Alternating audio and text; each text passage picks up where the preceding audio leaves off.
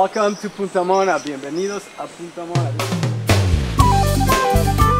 A really nice and easy way that we come in and out every time we do is by boat, and we're about a 20-minute boat ride from Manzanillo. Here we're standing on the beach, and this is where most people arrive. Sometimes they hike in through the forest over there, and we really had to learn how to live sustainably because everything that we have here, someone had to bring it in. That's our goal here, is to try to live as sustainable as we possibly can and demonstrate.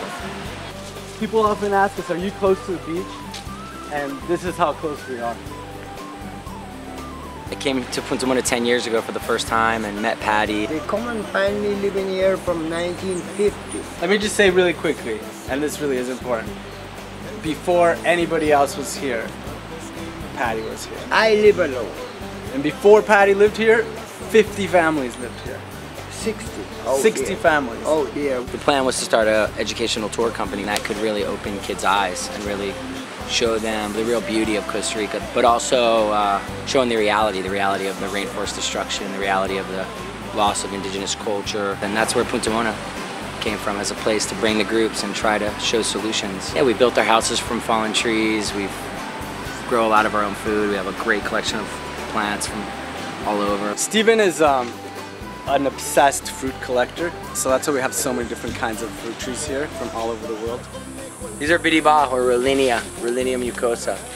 Come from the Amazon, Brazil, Peru. It's called rose banana. I brought it from Florida. Thai ginger. We just got a different variety from Madagascar. So then now we're walking in here to the Punta Mona Center for Sustainable Living and Education. It's a farm, and it's a school, and it's an example of permaculture in the tropics. Permaculture literally stands for permanent culture. For me, it means meeting your goals and using less energy. I feel like people all over the world have the same goals when it comes down to it, from a Zimbabwean villager to a suburban housewife. It's a way of figuring out how we can get our needs met using the least amount of energy, impacting the earth the least. How does what I'm doing affect the planet? Everything you do, really focusing on what you're doing, how it really affects the world. It feels like a healthier way of living, and it actually makes me feel stronger and healthier. So the hope is that people come here and get to experience that, get to live that, and then we start expecting that.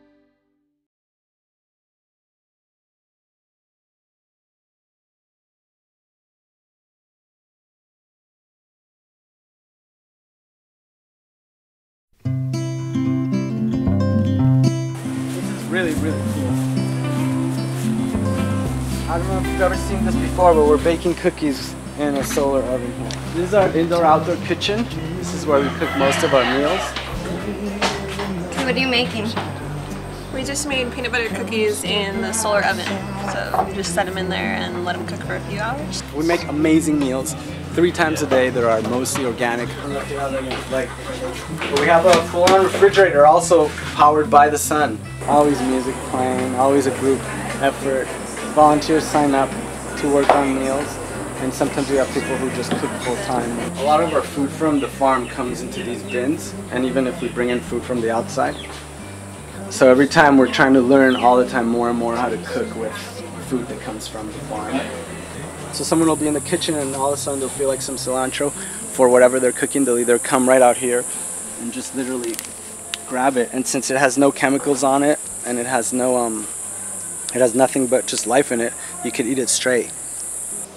And in my opinion, this is the finest juice in the world. This is an avocado tree, and as you can see right now, it's loaded with avocados. Those are always different kinds of bananas, weird varieties. Most people know one kind of banana or maybe 2 kinds of bananas, but there's at least 20 or more that we even have right here. This is cacao, and you use the seed of the cacao pod. We grow thousands of pineapples. This is what a pineapple looks like when it's growing. We feed a lot of people out of this kitchen, sometimes as many as 80 people in one day. Walking on this little short path here, we get to our amazing, miraculous, pretty high-tech, flushable toilets in the middle of the jungle, way off the grid. There's no sewage system that comes here. This is pretty fancy for rainforest living, for off the grid living. It starts with just pure functionality. How do we get water, how do we wash our hands? And then someone turns it into a nice little art project and it becomes this. That is one of the prides and joys of a lot of people. That's the back shitter, we call it. And that's not a flushable toilet, it's a compostable toilet. People say it's a great experience. This is like the most communal kind of living, and this is when people come for just a couple of days, 2 days, 3 days, and they're here for a tour of the country through Costa Rican adventures. And this is where they stay when they come to Punta Mona. This is where some of our semi-permanent residents live, where all interns and volunteers and long-term residents get to stay if they want, built with fallen wood. More private spaces for people who need or want a little bit more privacy than living in the communal houses, or they didn't bring a tent. They call it the yoga house, but it's really a workshop space. It's a real good place to give classes, to do dance, to have meetings, have men's circles, women's circles, discussions. It's a really, really great space. That's our office up there. We have a few offices, but that's my favorite place to live. And we have power right there, so on a full sun day, or when the batteries are charged, we can have computers plugged in. We have a wireless internet solar satellite connection. So it's fast, it's high-speed internet through a satellite dish, and it's all powered by the sun, and it's all wireless here. So we have a fully functional office. So these are the showers here. These are kind of new and really, really luxurious if you think about it. They're hot showers. Not that we really need a lot of hot water, but at the end of the day, when it's just starting to get into evening, it's really nice to take a hot shower. And as you can see, they're really beautiful too. Each one of them has a different tile art project. So the water goes to a tank and a coil on the top of the roof of the showers, and it gets heated by the sun there. So after a few hours of sun, we have hot showers every day. This is what we use for shampoo.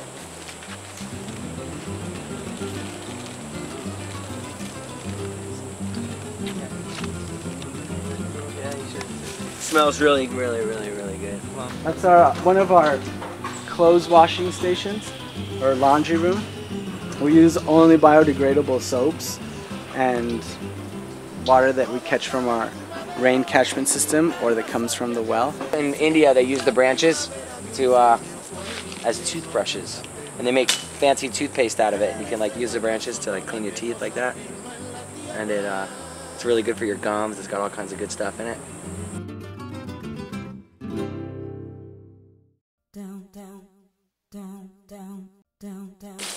The kind of soundtrack that people buy on CDs, it says sounds of the rainforest, or relaxing ocean sounds. The soundtrack here is always a mix of relaxing ocean sounds and sounds of the rainforest. This is just one tiny little piece of root of one giant tree. You can see trees have sometimes tens, sometimes even hundreds of other plants growing on them. One tree is like a whole universe. We don't necessarily need to have all the answers here for how to save our planet, but it really is one of the most, I think one of the most beautiful and complete examples of sustainable living. People get changed here.